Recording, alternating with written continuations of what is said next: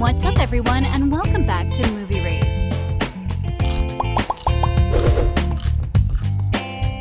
With the ongoing trend of Disney animation movies coming back to the screen in live-action remakes, a film awaits the sequel. And yeah, you guessed it right, we are talking about Alice in Wonderland 3. In this video, we step into the exciting world of Alice in Wonderland. From the romantic animated classic to the captivating live-action films, fans have longed for a charming third installment. So let's explore the potential future of Wonderland and the search for the perfect director. In 1951, the captivating and whimsical animated film Alice in Wonderland was brought to life by Walt Disney Productions. This British-American fantasy comedy adventure movie drew its inspiration primarily from Lewis Carroll's beloved works, Alice's Adventure in Wonderland and Through the Looking Glass. Combining elements from both books, the 13th animated feature by Disney delighted audiences when it premiered in New York City and London on July 26, 1951. Voiced by the talented Catherine Beaumont, who later lent her voice to Wendy Darling in the 1953 film Peter Pan, Alice takes center stage as the adventurous protagonist. The film's memorable and enchanting theme song, Alice in Wonderland, has even transcended the screen, becoming a timeless jazz standard cherished by many. After that, in 2010, audiences were treated to a captivating live-action adaptation of Alice in Wonderland, Live Action, a fantastical American fantasy film directed by Tim Burton and skillfully written by Linda Wolverton.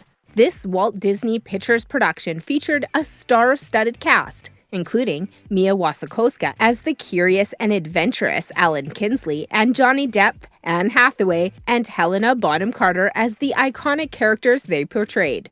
Before we jump into the next live-action movie, make sure you subscribe to our channel and give a thumbs up for this video.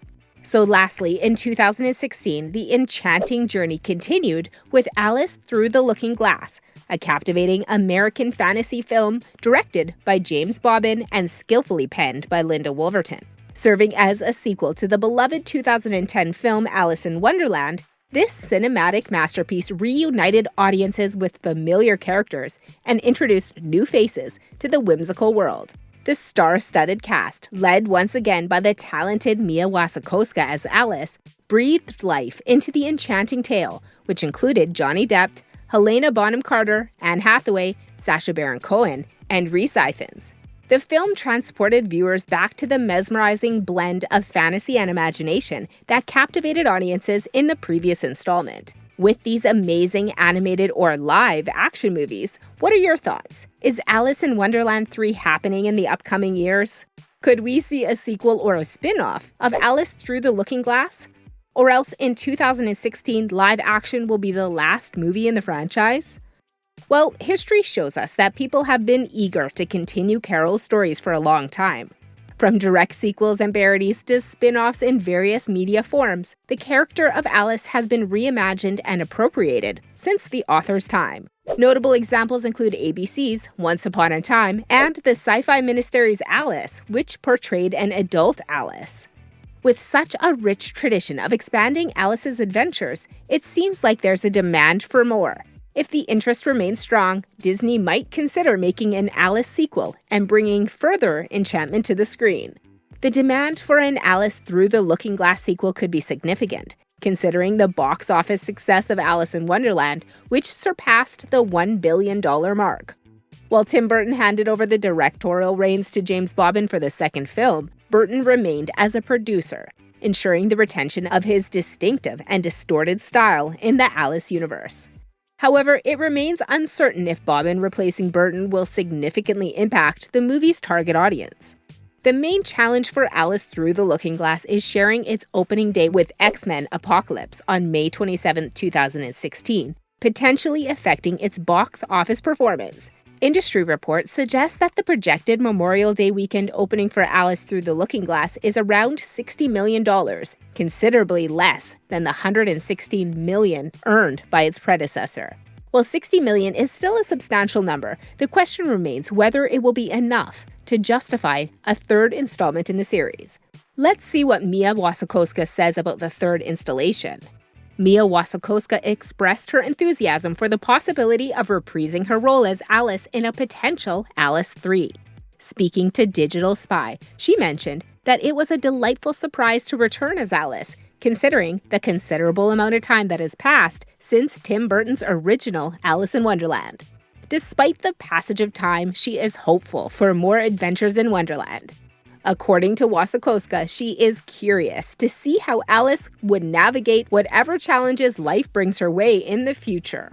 While Alice has a knack for resolving situations, she believes that there will always be new journeys and unfinished business for the beloved character. Additionally, the actress acknowledged the contrasting directing styles of Tim Burton and James Bobbin, who directed Alice Through the Looking Glass. They're very different from one another, but both brilliant. James likes to talk a lot, whereas Tim expresses himself visually. I think James really pushed the characters to be more emotionally engaged and brought a wonderful sense of humor to the film, the author said. And what kind of Wonderland creature would she be? Cheshire Cat, as I like how he can appear anywhere, appear to fly, and be invisible. Many fans have been clamoring for a third installment of the live-action Alice in Wonderland films. Despite the fact that Alice Through the Looking Glass failed at the box office, there are many fans of both films who would like to see a third one made. People have expressed a desire to see the following. One fan said, Alice and Tarrant kiss/get together. Another said, Alice stays in Underland, followed by a comment that said that the movie needed more world building, exploring new places in Underland. According to one fan, getting our Wednesday director Tim Burton to be the director again is the only chance the franchise has to save itself. And actually, I kind of agree with him. Tim Burton did a decent job in the first one, and he should have been the one to helm the second one too. I definitely think that if Disney moves forward with the third part, they should have Tim Burton on board to have a chance at a franchise revival. Let me know what you think in the comment section. On the other hand, Tim Burton claims that the following horrible big circus that was Dumbo, he won't be producing any more Disney films.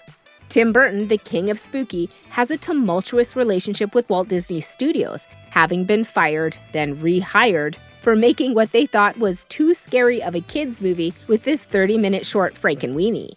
Although their collaborations on Alice in Wonderland and the stop-motion Frankenweenie suggested that some of their previous issues had been resolved, a certain flying elephant may have put an end to Burton and Disney's relationship for the foreseeable future. My history is that I began there. I was hired and fired several times during my time there, Burton told Deadline. The thing about Dumbo is that it's the reason I think my days with Disney are over. I realized I was Dumbo, that I was working in this horrible big circus and I needed to get out. On some level, that film is quite autobiographical. If there was ever a group of films that could break someone creatively, Disney's recent live-action remakes would be at the top of the list. However, Burton also stated that he isn't particularly compelled by the studio's current slate of superhero and Star Wars shows.